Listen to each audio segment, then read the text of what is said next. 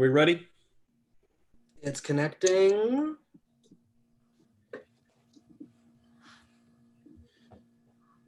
You guys are live. Hey, everybody. I'm Tony Caldwell with One Agents Alliance in Oklahoma City, and I'm joined by a bunch of my colleagues from around the country to talk about where do we go from here as insurance agency owners? What are we going to do as we come back to work, maybe, or at least come back to our offices during the COVID crisis? What happens next? How do we take advantage of this opportunity? So we have a great group of folks to share their wisdom with you and some thinking. And we hope if you're joining us that you will find the box down on Facebook or LinkedIn where you can make a comment or ask a question, because we would love to have your cooperation and your participation in this online forum. So with that said, here's what we're going to cover today. We're going to talk about best practices for reopening your insurance agency. We're going to talk about great ways to remote manage staff or manage remote staff. And we're going to talk about, is this permanent? Is it partially permanent? What's going to happen with remote staff? We're also going to talk about how to use digital strategies to grow your agency. You know, this COVID epidemic is going to be with us for a long time. And so digital is a part of our life in one way or another. The question is digital email or is it something more than that? We'll get into that. And then lastly, we're going to wrap up with some thinking around where's the insurance industry going? You know, are we going to see rate cuts or rate increases? Are we going to see lots of cancellations? What's going to happen to agency income? And what can you do now to make sure that whatever's negative doesn't happen to you? So our goal is to give you a lot of insight and input. We're going to go for an hour and then we're going to get off. And so if you have questions, be sure and put in your question in Facebook and send it to us. We'll get that and address it with you. So let me just start off by letting you know that every one of our panelists are experienced independent insurance agency owners and operators. In addition to that, they're also SIAA strategic master agencies. On our panel today, we have $1.5 billion in premium and 700 independent insurance agencies represented. So lots of brain power here. In a moment, I'm going to ask them to introduce themselves just briefly. But first, let me just go around the horn and ask them to give you a quick wave. Eric Blue, Pennsylvania Insurance Agents Alliance, operating in Eastern Pennsylvania. And we also have Kristen Garlow, Chief Operating Officer of Mountain States Agency Alliance in West Virginia. Jack Hertwig, President of SIAA Northern Ohio. Holly Herron, CEO, Assure Alliance, South Carolina and Georgia. And Terry Highland, Executive Vice President with Agents Helping Agents in Kentucky, Indiana, and Tennessee. And lastly, I'm Tony Caldwell, One Agents Alliance. I'm based in Oklahoma City. We have agencies in Oklahoma, Kansas, Arkansas, New Mexico, and California. So I think we have a big chunk of the United States covered. With that, could I just go around the room and ask Jack, give us a couple of quick words about you, and then we'll just go to everybody else. Yeah, so Jack Hertwig, President of SIA of Northern Ohio, and also Vice President of Hertwig Insurance, our retail agency. We operate in 11 counties up here in Northern Ohio, and we've been doing this since about 2001. Great. Thanks. Terry? Thanks, Tony. So we're Terry Highland with AHA Insurance Network. As Tony said, we're based in Louisville, Kentucky, with offices throughout Kentucky, southern Indiana, and down into Tennessee a little bit. So I'm also president of Highland Insurance, which is our retail agency based here in Louisville as well. Highland was established in '83, and we've been AHA Insurance Network started in 1998. So thanks for having me. Look forward to a great discussion. Great, thanks, Terry. Holly, you're next, and then Kristen. So there we go. Oh, yep, making sure I unmute myself. Holly Herron, the CEO of Assure Alliance. As Tony mentioned, our territories are the state of South Carolina and North Georgia. We have about 160 members in those states. Been with the company for 6 years, and we had a retail agency for the first 16 years, and recently sold that retail agency so our staff can focus on our alliance, and we will celebrate our 20-year anniversary next spring. So exciting. That's awesome. Kristen. Hi guys, thanks for joining us today. I'm Kristen Garlow with Mountain State Agency Alliance, and our region is the entire state of West Virginia, part of Virginia, and just a small little section of Ohio. We've been an SIA master agency for just over 20 years, and I joined our team in 2005. I'm currently the COO at Mountain State Agency Alliance. Great. Eric. Greetings, everyone. This is Eric Blue from Pennsylvania, from the downtown Philadelphia, Pennsylvania. We have a master agency that's 7 counties. Pennsylvania Insurance Alliance has existed since 1997. Our retail agency, Arbor Insurance Group, which I'm an agency principal, CFO, we've existed since 1958. Great. So as you can see, we've got a great team of folks to address your thoughts and questions today. And let's start off with asking Kristen to give us just a little bit of her thinking about how do you best go about reopening your agency? How are you working with agents and members, Kristen, to get that accomplished? Well, it's been interesting because this is such a new time for us to be going through right now. And probably most of our agents are just making sure that they are aware, and we're helping them to be aware of the state-specific guidelines that come with reopening. So for certain states, they may be reopening sections, but there will be hotspots in different counties that will not allow for the same accommodations as other counties in their state. A lot of our agents have had to be very specific about setting up a workplace where they are providing an appropriate social distancing workplace for their employees, making sure they have hand sanitizer and gloves and things that are necessary for them to feel safe in this environment. And probably the most important thing that's happened so far is we've really encouraged our agents to make their team members and their clients aware of any special provisions that are being held during this time, and just making sure everyone's following the guidelines before they come back. Okay, great. Thank you. Hey, Jack, could you jump in real quick? I know you've got some information from the U.S. Chamber that might be useful.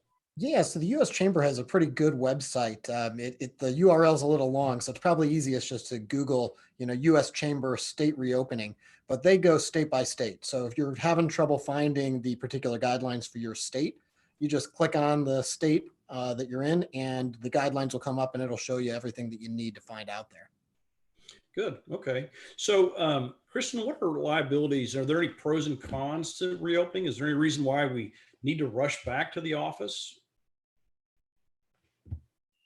Well, what we found is a lot of the insurance agents that we have the ability to work with, at least in our region, have found that they are just going to go as safe as possible. So even though for our state, we're able to open back up and bring people back into work that have been working remotely, they've been taking it slow, taking it easy, because it's a transition that everyone needs to be comfortable with. Okay, good. Hey, by the way, we've written a guide that's available on our website, oneagentsalliance.net. It's on our COVID page. We have a special page there with all kinds of resources for agents, but it's a guide to reopening your business safely that we've developed. We actually had our human resources attorneys go through it. And in writing that, it was really interesting. One of the things that came up was, well, what do you do if employees don't want to come back to work? And the surveys, I saw one today, in fact, in the Financial Times that said, about 40% of workers that they surveyed, have a whole list of demands of things that they want to see happen before they come back to work.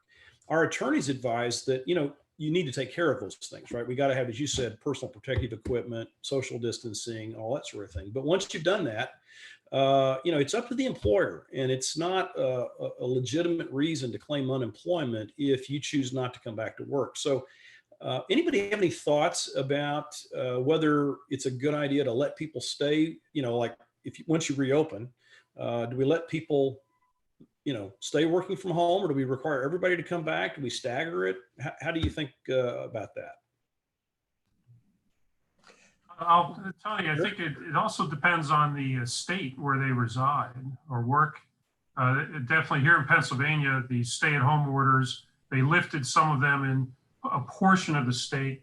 In our portion of the state, eastern and southeastern Pennsylvania, we're still stay-at-home. It's very restricted. Even though we're an essential business, they still want the employees to stay home. So if they do come in, it's very limited, and it's on a voluntary basis. Okay. Anybody else have any thoughts about reopening the office? Mm-hmm. Yeah, I think it has to be done, Tony, in kind of a staggered way. Most of the independent agents that we've spoken with have remained operable, and some people have stayed in the office, and so maybe you have a real small crew in the office, and everybody else has been working from home. How are you going to kind of re-enter, and the folks that have been working at home to back into the office environment? The office environment may have changed in the last 8 weeks. So anyway, I think there's going to be a lot of re-entry. So I think a slow entry back into the normal way of the business is the way to go. We're all gonna have to put our pants back on and go to work, huh? Hey, I've got another question for you guys. As you think about bringing remote staff back, but even while you're continuing to operate in this virtual environment, do you all see some opportunities that have shown up in the last couple of months for agents and operations? What are some things you're seeing agents around your part of the world taking advantage of? Well, what I have found, what's exciting is that our agencies have been forced to change how they interact with their customers and kind of step outside the box of what they're familiar with and what they're used to doing. Agencies that have never used e-signature or DocuSign or communicated with clients via social media, now they are. So this is a big step forward for a lot of agencies across the country, and agents that are learning and adapting to interact with their clients via any type of digital footprint are really going to find their most success post COVID-19. Okay, thanks. Holly, it looked like you had something you were going to jump in with. No? Well, I'm sorry, because we've kind of moved on from that, so I don't want to, but when we were talking about staging, I would say, one thing, as we are in the phase where we're already open in South Carolina, we didn't immediately go back to work. We waited 2 weeks. But the other thing is, if we're going to go back on May 18th, I do have some at-risk employees. So I'm, making concessions for that if they are not comfortable coming back. Yeah. So just think of the at-risk. Yeah, so it's clear, we've got to be sensitive. It's a whole different, we don't want anybody to get sick or certainly to be, really ill. So, one of the things I've seen, we have some agents that have really been selling a lot of life insurance. And, you first think about that. I mean, I started my career as a life agent, and of course, anyone find out what you did, they wouldn't talk to you at social events like Sunday school parties. But, so you're kind of nervous, right, about bringing up life insurance. But they're finding that people want to talk about life insurance. They're nervous about, gosh, what if something happens to me? So anybody else having success with life insurance? Yeah, we've seen some success on that end. And, Go ahead, Jack. Yeah, I think what was the stat that SIA was saying, that they're up 30 to 40% in life sales over the last couple of months. So yeah, we're seeing it, and I think we're seeing it in a lot of different places. Yeah. So are you seeing any other ways that are unique or different that people are jumping in and using it to move their agencies forward while they're in this virtual environment? I think the video proposal thing is really gotten some legs. I know a few of the agents that we work with closely had already kind of adopted it, but we're seeing more and more jump onto those platforms of Loom and some other some other ones that it's a way to kind of give some personality to your proposal, especially in personal lines. But we've also seen it in commercial lines and service. We had somebody tell us how they used it to explain an audit, commercial lines audit, and they did it with a video proposal. So I think video proposals is certainly one of those things that folks need to look into as they get back into their agencies. Yeah, that's interesting. I've been using Zoom to do renewals. I still have some clients that I take care of, and I've got some clients that I've had for 25 years that I've never met in person. I met them on the phone, and we have a relationship because we talk on the phone. And so when they show up and we're both bald, it doesn't surprise anybody because we've never seen each other before. So Zoom's been really cool. It's helped us develop relationships at a deeper level. I don't know. Are you guys seeing any of that? Definitely, Tony. We're seeing a lot more communication in general with our clients, and I think that's been a really positive experience for the staff as well as, of course, for the clients. Just the idea that we're communicating. People are getting tired of constant emails and texts and things. Actually having human interaction was a real benefit to the relationship and being seen really as a business advisor, not just an insurance agent. That's really key, because the future, whether you're a traditional agent or an online agent or somewhere in between, is really about having a relationship, not just selling a price. And so it's been interesting to see how this is developing in the virtual world. Hey, we're going to move on in just a second and talk about remote staffing and remote staffing management. And Holly is going to lead us in that. Before we do that, a couple things for those of you who are watching. The first is that we're going to put up a screen at the end of the show with a list of websites and also contact information for the panelists. But the websites will be where you can go to get some of the references that we're going to talk about today. I mean, Terry and Jack both have some things that they'd like to make available to you, as does our organization. So we've put some of those on a website called covidproofyouragency.com. And it's spelled just like it sounds. And there's a book there called COVID Proof Your Agency, which Eric Blue and I and Matt Masiello of SIAA co-wrote together, which has a bunch of ideas about not only how we manage coming back to the office, but how we manage over the next 6, 9, and 18 months as the environment continues to be different. So anyway, we've got a question from one of our watchers out there. Nira is on YouTube and watching. And so thank you for being with us, Nira. And she makes the point that a lot of employees have kids at home. Summer camps are maybe going to open, maybe not going to open. So that you really need to take into consideration the childcare needs and also the school needs of your employees. So thank you for that comment, Nira. And with that, please keep sending us your comments from those of you who are watching us either remotely at your office or probably maybe you're back in your back bedroom with your sweatpants on too. So send us your comments in. And we're going to transition now and jump over to Holly.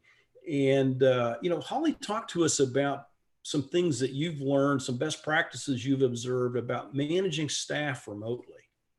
Yeah, I think one of the key things when you manage remote staff, with our team, because we do cover 2 states, we have people that work from home. Some are in the sales capacity, some are actually more in the operational capacity. Number one thing I would say, and I've learned this over the years, is set the expectation. What are their work hours? We're pretty flexible. We want to be available for our agents, so we try to keep it within their hours.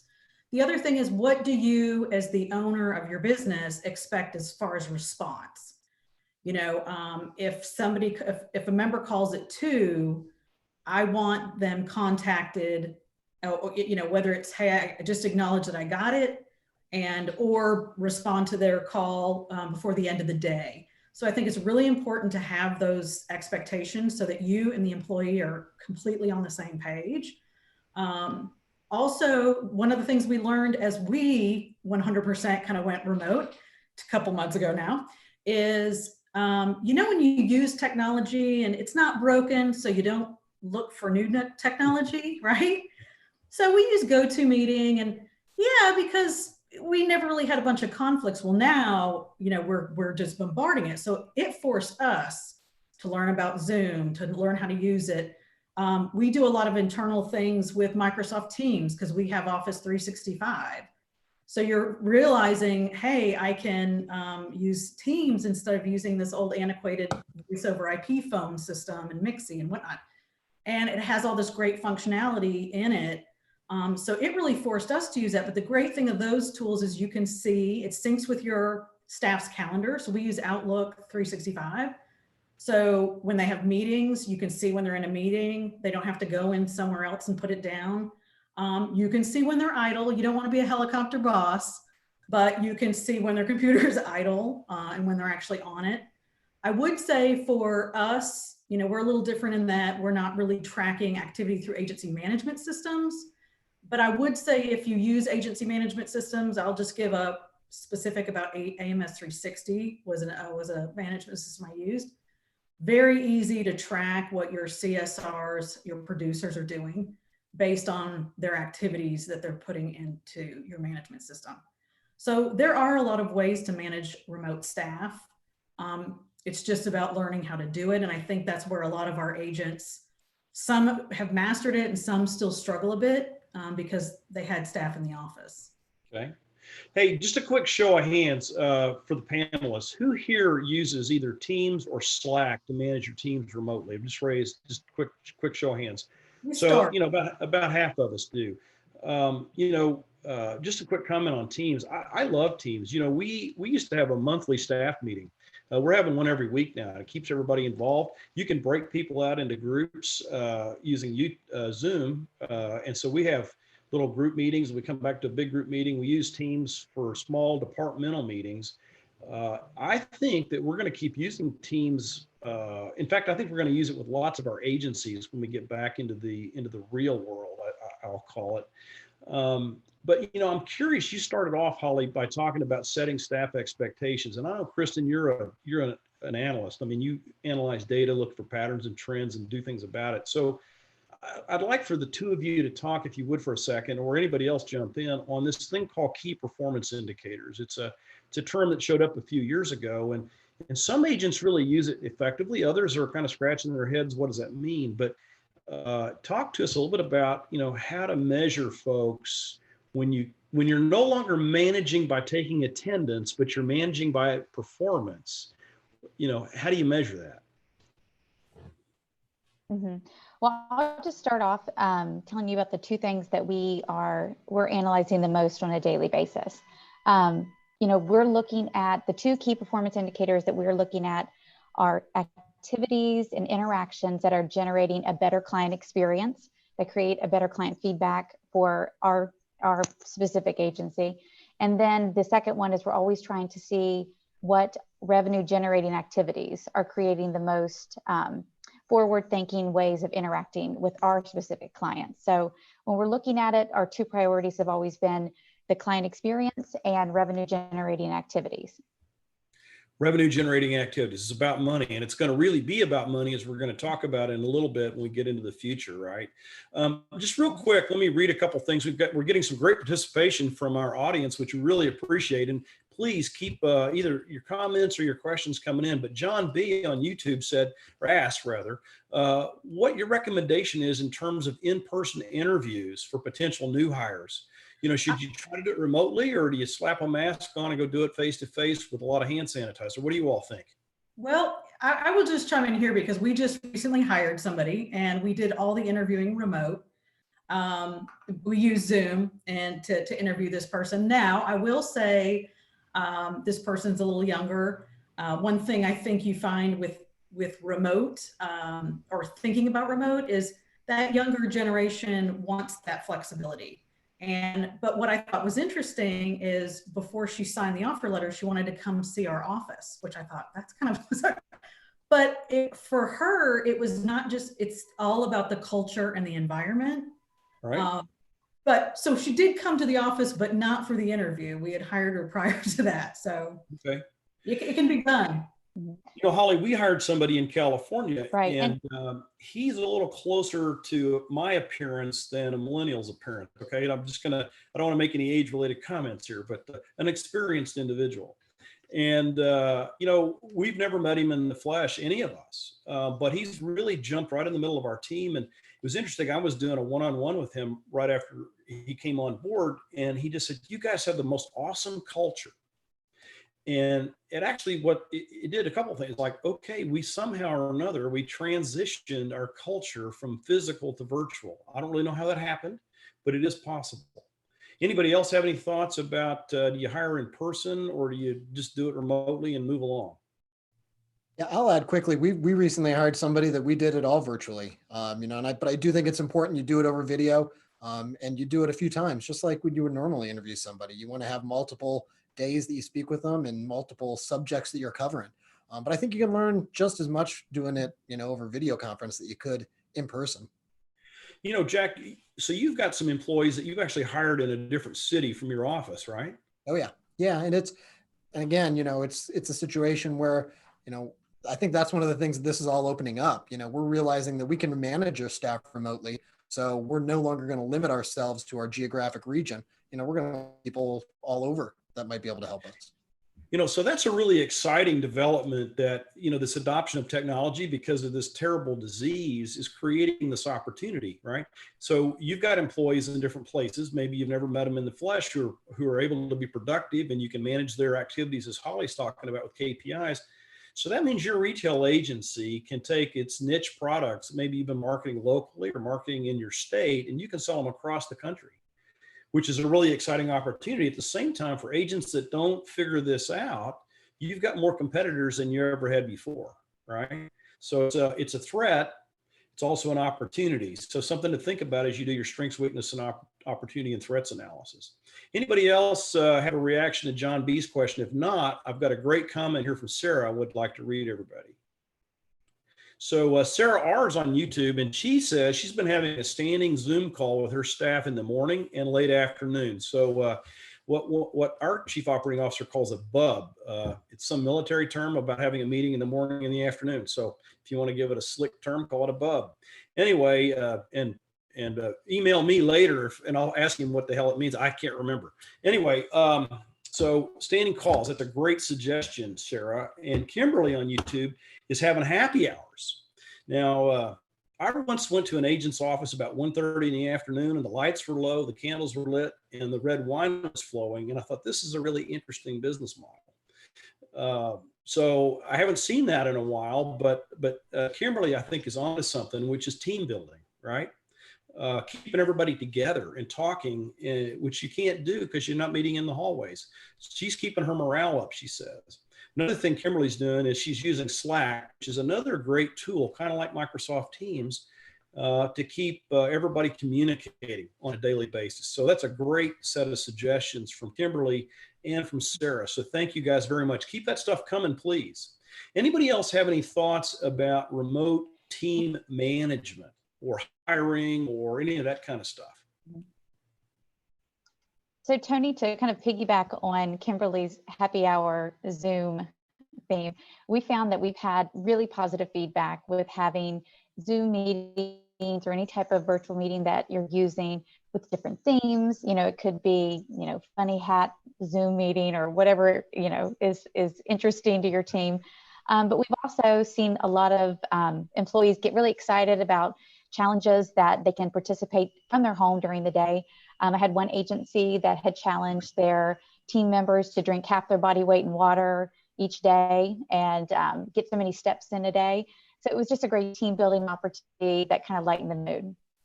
So you're going to drink 100 gallons of water. Wow. I would like to piggyback. I didn't say I did it. I said they found it. Okay. Eric, did you have a comment? I would like to piggyback onto what Kristen said. Something we did, and I think some of these agencies could do, and it's very cost effective. It goes right to what Kristen said, because I didn't think about this, is when you work from home, you think you're going to be more healthy, but you're not, right? For whatever reason, you don't have all these grand ideas of you're going to go walking and biking. And now that it's getting hot, probably not. So there's an app called Wellable. It's very affordable. You can create your own challenges. You can actually copy the challenges. We did it for my staff. So any staff under 15, it's $62 a month. And it's an app, and we had a leaderboard, and like the challenge I ran was the top 3 people that had the highest in points. And it had the highest in points, got like $250 to spend on like a fitness device. So it was very nice to have that internal competition going amongst just our team. But that's something to consider too, to keep you connected, is something like that. And it's fairly cost effective, and it promotes health and also mental health, because they have several meditation type sessions and stuff like that. So yeah, that's a great idea. What I'm hearing is that it's really important to maintain morale, because we're kind of by ourselves, so we got to find ways to be together, right? At the same time, Holly makes great points about, when you're managing by performance, not by attendance, you've got to set expectations and you have to measure against those. So like, key performance indicators like Kristen mentioned. So all really good stuff. And we're going to move on in just a minute and talk about how to use some of these digital tools to not only maintain your agency through this time, but also to grow it. And and Jack and Terry are going to kind of lead us off in that conversation. Before we do, I want to just make a point that I know a lot of the agents out there that are watching us are members of a Strategic Insurance Agents Alliance, SIAA. Some of our 700 agents are, I know, tuning in. And just want to remind all of you that there's some great tools about how to manage, how to hire, how to do all these different things we're talking about online at the SIAAforyou.com website. And for those of you who may not be SIA members, we're really glad you're here. And you can find any of us, and we're going to put our contact information up at the end. And feel free to reach out and say, "Hey, I'd love to have a copy of this," or "Could you talk to me about how you're doing this?" I mean, we're not necessarily, if you want to join our organization, that's wonderful, but we just want to help. I mean, we're part of an industry that has been around for 100 years, through tremendous changes, tremendous challenges, which are going to get actually more challenging in the future. And if we can give back, pay it forward, help you in any way, all of us want to do that. So we'll have our contact information up there. And if maybe you don't live or work in the area that we represent, you can just go to SIAA.net and you can find the master agency in your neighborhood, and they can get you the resources that you need. So with that said, somebody tells me that BUB means Battle Update Brief. And so thanks for that. And now let's talk about, how do we use digital tools? What does it mean to be a digital agency? Do we have to sell insurance with algorithms, or do we use email? I mean, what's this all about? And so to lead us off in that conversation, Jack and Terry, please share your thoughts about that. Yeah, so it's interesting. You mentioned some of these agencies that or the computer is almost the employee of the month each month. They're so digital, but I don't think that's necessarily what a digital agency is. I think a digital agency is really most agencies that are looking to enhance all aspects of what they do through technology. And it's fascinating what's happening in the insurance industry right now with so many new technology partners that are coming up each day. I think we all kind of were, a few years ago, I remember some of the SIA meetings, we're all sitting there looking at the billions of dollars that's getting invested in InsurTech. And we all wondered, what would it mean for us? And it's interesting now, I think that a lot of those folks realize that independent insurance agents are a really important part of the distribution system that we all deal with.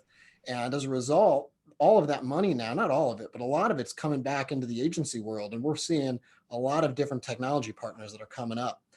So I think that a digital agency is really somebody that's just willing to work with a lot of those different partners, no matter what aspect of their agency they're trying to improve on. Okay. Thanks. Terry?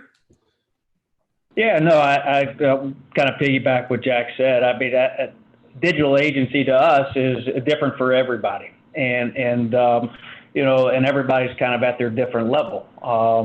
Some people are still working on the social media, but and other agents are, selling online and moving forward from more of a marketing standpoint. But what agents, I think, really need to focus on is the interactions with clients, interactions with carriers, the employee interactions. That is the place where we need to be more efficient, less friction, the frictionless interactions with carriers.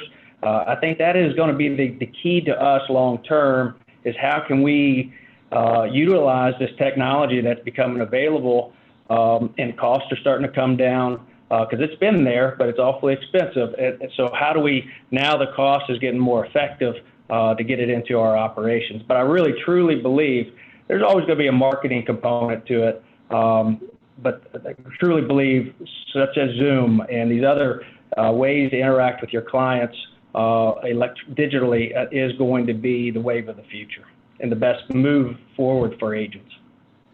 So Terry, if agencies are in this in-between period, so they're kind of thinking about reopening, some have never, some are still physically in their offices and not much maybe has changed, lock the door. Others are, going to transition. And then, we hear that maybe we're going to have a flare up in the summer or the fall. We may have to come back to this. So we're in a period where we don't really know what's going to happen. A lot of uncertainty, but we do know that things are going to be different. So, with that thought in mind, I'm just curious, I'd like to go around the horn and ask each of you, what is your if you had one suggestion for an agency owner that maybe is scared of the whole idea of being a digital agency, maybe just because they're uncertain about what to do or what it costs or how it works or whether they want to even go through the aggravation. What if you had one thing that you'd say, hey, start here, what would that be? So let me just start with Holly and then just kind of go around the horn. Yeah, so I would say you guys are kind of all hitting it, is focus on the non-sales generating activities. So, this is just one that comes top to mind. And again, it's AMS 360, just because I've been talking with an agent about this, and we have several that use that software. There's something called Simply Quicker, $20 per person. But what it does is, from your Outlook, it automatically will create activities based on the customer record and suspenses, which if you work in that software as an account manager, that is gold.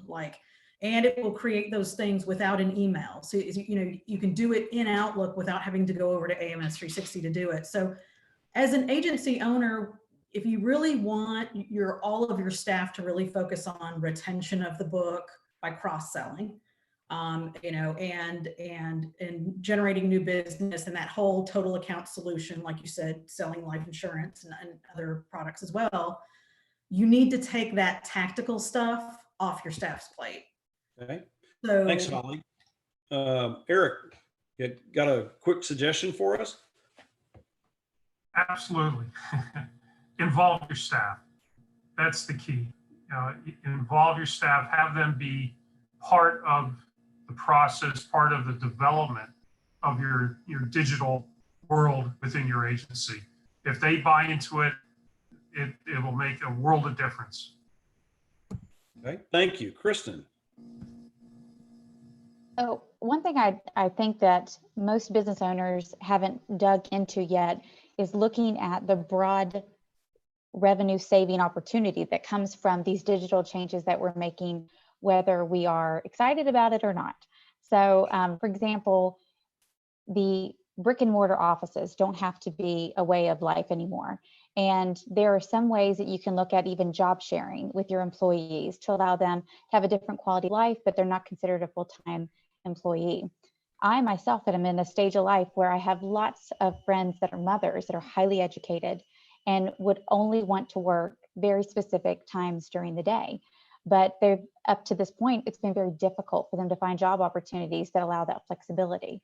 So if I can bring on exciting, great talent and not have the overhead that comes with full-time employees, then I'm going to really grab onto these remote practices so that I can have better employees with a lower income. That's a really, really interesting idea. One of the things that we're going to have a lot of high unemployment probably for a long time. 25% unemployment today, the worst in 80 years. And when these payroll protection loans run out, a lot of businesses are going to let off people. So unemployment's going to definitely be going up. That's been a problem for our industry for a long time. Finding people to work for us in the agency has been really, really difficult. And now there's a gigantic pool out there. And you've just given agents a way to access even more people. That's a really awesome suggestion. Terry, have you got a thought? Sure. Yeah. Thanks, Tony. I think it's, the first thing, if they're not on there, is you got to get a website, a Facebook. You have to be able to communicate with your community as you would any other way. But now you have to be able to do it virtually. Those are the baby steps. They're inexpensive, if not free, that you have to start there. Obviously, if not there, you might be a little bit behind today, but if that's the place to start, that you go there first. Get your online presence. Start working with the Google. Start getting some reviews. Those are all some easy things we can all do with our current client base and prospects to improve our presence immediately. You've got everybody, you've got 6 insurance agents that are broadcasting to you live on YouTube and Instagram and Facebook. And none of us had a clue how to do any of this 8 weeks ago. So it can't be that hard, right? Hey, Jack, I do want to ask you if you have one thought, but I also want to make sure we mention that you have put up a digital agency checklist on the covidproofyouragency.com website for everybody to download to kind of see where they are in this whole evolution. Would you talk about your idea and maybe the checklist just for a minute? Yeah, so I guess, you guys took some of my ideas, but I'll go with, having DocuSign or FormStack, a program like that in your agency. I mean, I bought a house and I didn't have to put a piece of, a pen to a piece of paper. The fact that we still do that from an insurance standpoint is a bit outdated. So I think using those tools is pretty important. And the digital agency scorecard is really neat because, we've kind of talked about this a little bit, but everybody's at a different stage in their technological development. And, there's so many options out there. And the question of what do I do next is a complicated one. And what that does is you plug in your current information and then it puts suggestions out there that says, hey, you're doing good at this. Maybe this is the next step that you want to take to make your agency a little bit more digital. Okay, and it's available at covidproofyouragency.com, or they can reach out to you directly, right? You got it. Okay, so real quick, before we move on to the next subject, Tim C. on YouTube says, remote is here to stay in one form or another, even post-COVID. I think there will be an expectation that employers offer it, whether full-time for some employees or a couple of days a week for others. If employees are productive and clients are receiving the highest in customer service, we can hire and retain employees based on remote options. It's a win-win. And it's kind of along the lines, I think, of what Kristen was saying. Let's see. So anyway, anybody have any quick thoughts about Tim's comment? So hiring people, letting them, from the very beginning with this expectation that going forward into the future, they're not going to be in the office every day. Everybody okay with that? Let's say a quick thumbs up to see who thinks that's a great idea. Okay, so everybody seems like that idea. One other comment from our viewers. So Kim S. on YouTube, social media has been a very positive experience for her, getting a lot of leads, quotes, and writing policies through Facebook and Instagram. And Anne Marie W. on YouTube said they use Quicker app with AMS 360 and they love it. So another thumbs up for that. So all right, let's move on and talk about where the industry is going. So I was at I'm on a agents council for one of the larger commercially focused companies in the U.S. And we had a lot of conversations last week around this, and it's really clear that in commercial lines, we're facing cancellations, rewrites, renewals at lower premium, audit returns. Everybody thought when the carriers a few weeks ago started giving forgiveness on premium payments for automobile insurance, they thought that would be a revenue neutral at worst proposition. We're finding out that severity is a lot worse than frequency claims. So there's a lot of uncertainty around the direction of the insurance part of the industry. And of course, the insurance agency industry, which has been really converting from, more and more people making the move to the independent agency side of the business from the captive side of the business. That's been a trend that's been going on for a long time. There's been a lot of mergers and acquisitions activity right up until the end of the first quarter of this year. That's likely maybe to stop for a while. So a lot of changes. And to talk to us about some of that and some things for you all to think about taking action on in your agencies, we're going to let Eric lead us off, Eric and Terry, in that conversation. So jump in, fellas. Oh, thank you, Tony. It's you're absolutely correct. There has been tremendous change in our industry. I've been in the business now 40 years, and I can tell you I've never, ever experienced anything remotely like this. Yes, the 2008 financial crisis was a tough one, but I go back to the mid 80s when we had a capacity and general liability crisis in the industry. But I think the folks need to understand that industry is in its entirety has changed. What the agents are doing, what the insurance companies are doing, every ancillary business, risk managers, you name it, everything's changed about our industry. And what's really important, and I commend anybody who's participating today, because what you just did which is take time to really reflect on your business and your business strategies, is tremendous. You need to do that. And hopefully that's one of the changes, one of the lessons learned from this pandemic, is the need to step back and take a look at what we're doing and to understand these changes and to pivot appropriately. And to really pivot what you're doing and to redesign your strategies. So we can talk about it, and we'll touch upon maybe a few things with, be it personal lines or commercial lines. Let me just mention something in personal lines. I was reading in a journal, insurance journal recently, and they said the genie is out of the bottle. They can't, it's incredibly correct. The genie is out of the bottle, it's not going back in. Now, what's the genie in personal lines? It's all about the digital agency. It's all about telematics and usage-based insurance. The insurance companies have been promoting that for quite some time. Agents have, well, been waiting. The consumer, guess what? The consumer has now leaped forward, and that's now their expectation. So one of the big changes in the personal lines arena is the consumer is going to become an advocate for some of these changes. They're not going to wait for the industry or the agents. They're going to begin to advocate. They're going to force change. Terry, how about commercial lines? Yeah, no, I couldn't agree more on the personal line thing. I think just to follow up on that real quick, the industry has responded well so far. With just the communication from the carriers, and then these COVID discounts or rebates or whatever each of them are calling. But what that has done is really open the eyes to the telematics usage-based type of philosophy, which, the good drivers are all for it, so in the commercial space, it's going to be interesting. I think the same philosophy will come into the commercial space in time, because you're going to see telematics for business auto, the work comp, different types of automation and telematics will come into the work comp, into that area as well. But I think the initial thing we'll see in the commercial space is going to be, from an agency standpoint, is this reduction in exposures, the return premium on audits, and how are we going to offset that as agents, or how are we going to deal with that on a go-forward basis?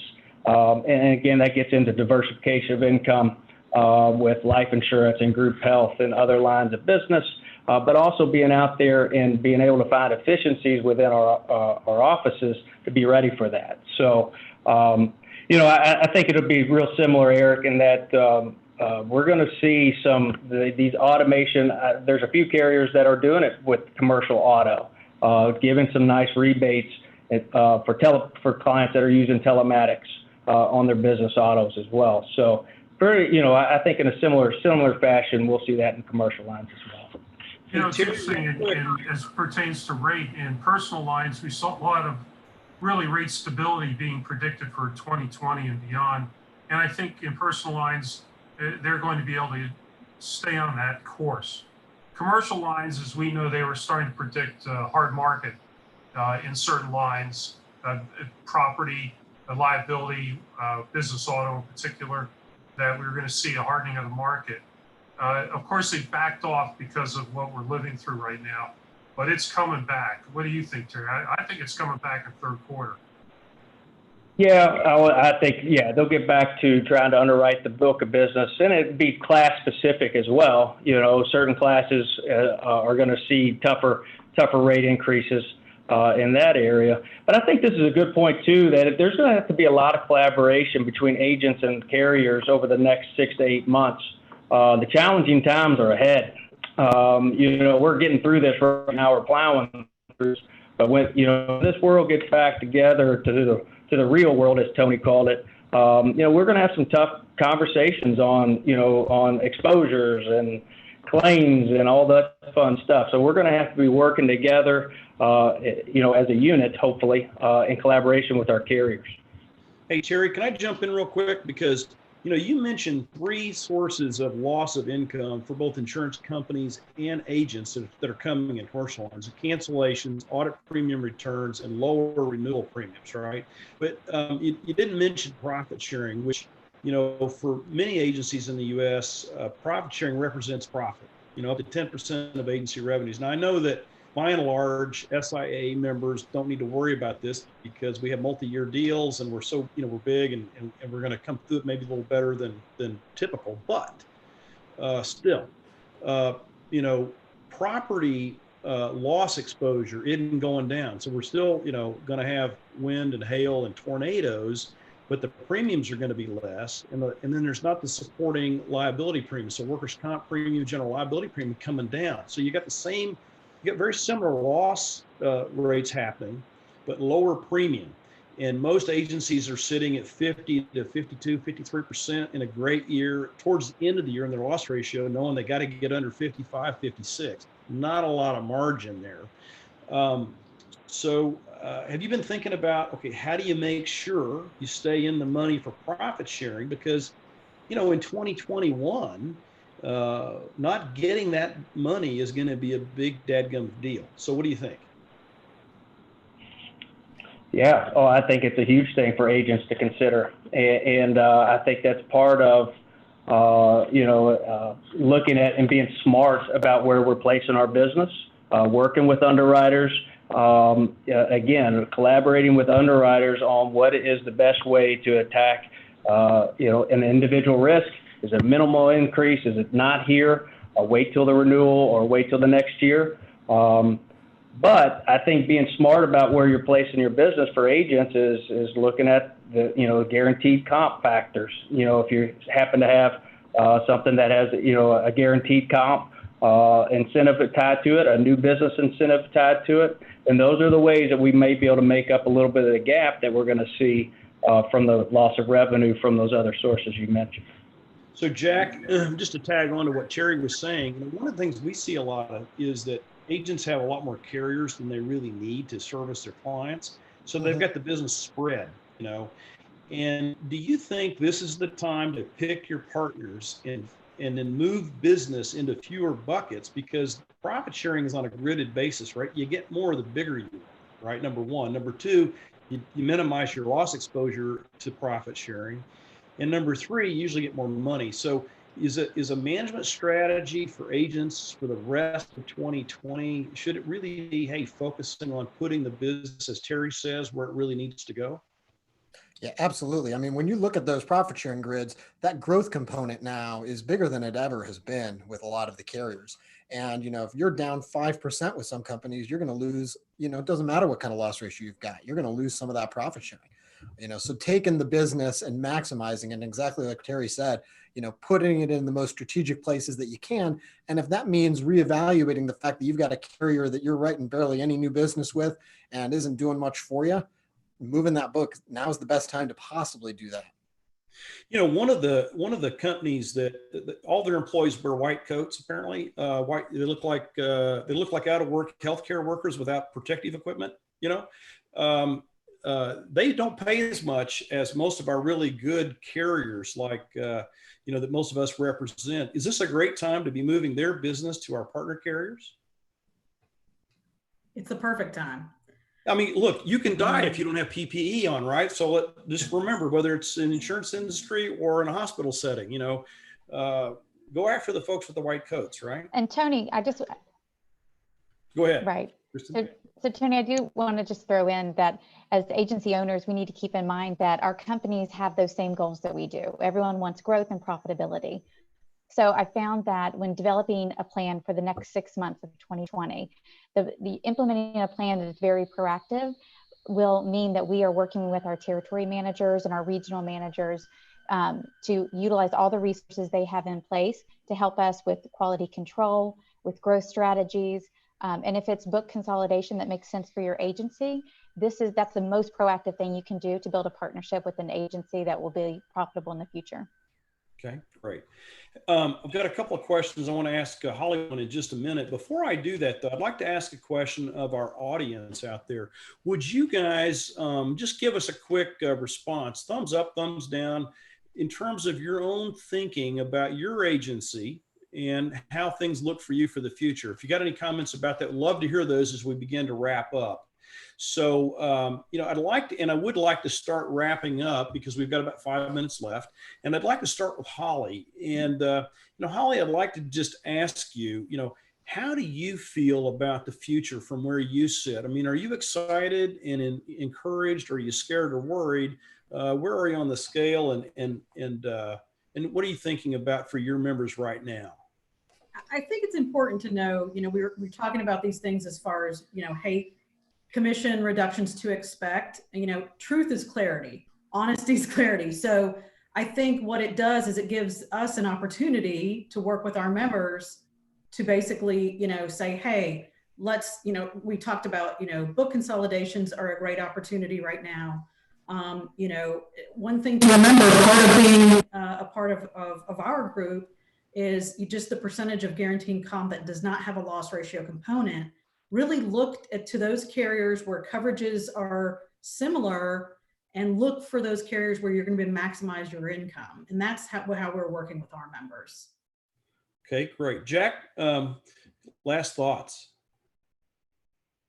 Yeah, I think Holly hit it on the head. I mean, right now, having those conversations and talking about the dollars that are coming in, I think is really important. We've spent a lot of time over the last couple months sitting down with our members and laying out exactly the amounts of money that they've made with each particular carrier to really make sure that they're doing their best job of maximizing that. So I think it's really figuring out how much money you're bringing in with each carrier and where to maximize that, and having those individual conversations so that you can figure out what is top of mind with each of your members. Okay, Jerry, what do you think? Well, so thanks again. Appreciate everybody taking time to jump on this call. It's been a lot of fun. But my last thoughts are keep moving forward, move your agency forward. Whatever that is for you, because we are all at different levels. Startups to agency being around for 50 years. So keep your agency moving forward. Take a chance. Get on a Zoom meeting. Get on Facebook. Do one of these things. Who would ever thought that this little kid from Louisville, Kentucky would be on a YouTube live video? But again, thank you very much for letting me be a part of this. But again, our message for our agency and everybody we work with is keep moving forward. Thank you, Terry. I'm going to go to Eric and then Kristen. Well, I don't mind following somebody who was on the front page of Rough Notes. Way to go, Terry. Thank you. Thank you very much. Shameless plug, right? But my thoughts always go to our customer, absolutely to the end customer. That's how we built this industry. It's how we will maintain the industry. And equally important, that's how we'll grow the industry. Do what's right for the customer, partner with the right companies to bring all services to your customer in the best possible way. Thanks, Eric. Kristen. Right. So, echoing all the sentiments that we've heard today, it's a lot of great information. But the most important thing that I'm encouraging people to do is to just make a plan. There are so many people, tools, and resources out there for you to take advantage of during this time. So write it down, formulate a plan, and then take an action. And we're all going to come out of this just fine. Great. Thank you. Hey, we've had a comment from Don L. That this is absolutely the time to consolidate to strategic partner carriers. So that you get your money in 2021. So appreciate your seconding that thought. And then David S. is on YouTube and he says they're moving to be a primarily commercial lines agency. So broadening their base, taking advantage of new opportunities. And certainly, David, what I'd say is this, to echo what Eric said earlier, every piece of business, every policy in America, whether it's personal insurance or commercial insurance, is going to be on the street in the next 12 months. Never, ever in the history of our industry has there been a better time to sell new business. And then here's somebody from the big insurance group, BIG. They're making a concentrated effort to be aggressive in their marketing and sales process. The idea is to outrun losses and not wait on them to hit us. And I think that's super smart. I'll bet you everybody on our panel agrees with you at BIG. And then Daniel D on YouTube. This has been a great call with great advice and perspective. Kudos to everybody to make this happen. Hey, Daniel, thank you for the compliment. And mostly, thank you for joining in and watching with us. We really appreciate it. And so with that, I'm going to put, if I can, I'm going to put the screen up one more time, if I can figure out how to move that around. And I want everybody to have a chance to get any of these resources that you want. The main thing that you, if you remember this, we've got a bunch of stuff for you at covidproofyouragency.com. But first of all, is an ebook there about how to think your way through the crisis, and lots of resources. So you can do a strengths, weaknesses, opportunities, threats analysis there. Jack has his digital agency worksheet that he talked about there.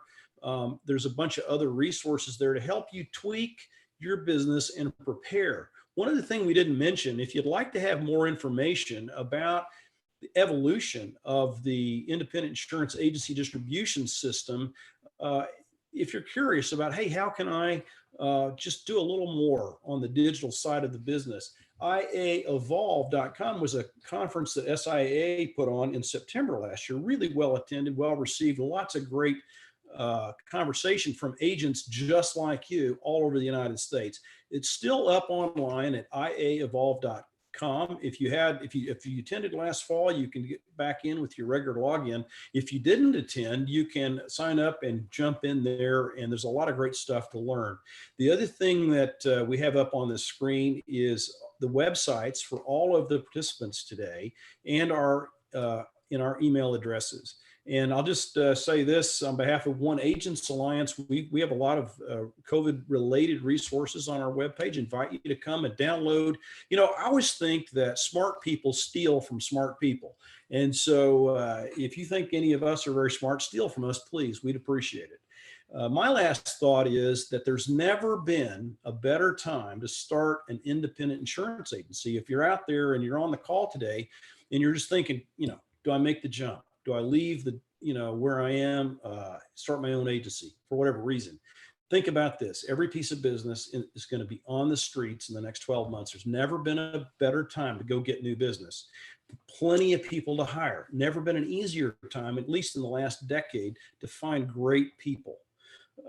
And, you know, if you go back and look at the last really huge economic recession that we had in the United States, called the Great Depression, more millionaires were made in that 10-year period than at any other time in the United States history. This is the time, as you've heard on the call, to get in, get involved, get moving. So if you haven't started your business, now's the time to start it. The flip side is, if you're already in business, yes, you have to play great defense, as Terry said, but there's still a lot of businesses going to be on the streets. This is a great time to grow your agencies. If any of us on the call can help you, we want to. So let us finish up by saying thanks for joining us. Thanks to our panelists. Appreciate your time and the efforts you made to put this together. And if you, you know, we hope to see you in the real world soon.